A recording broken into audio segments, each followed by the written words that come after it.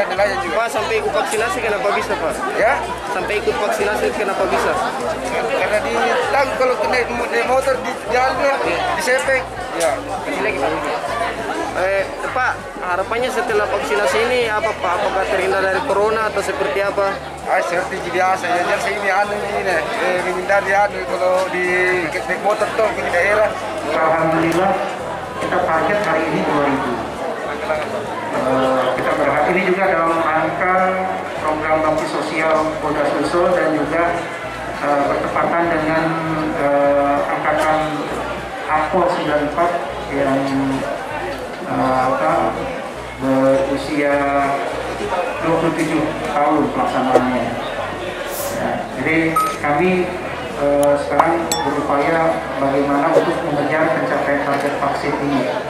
Dan kita dengan cara menjemput bola, kita bersama-sama dengan komunitas-komunitas yang ada.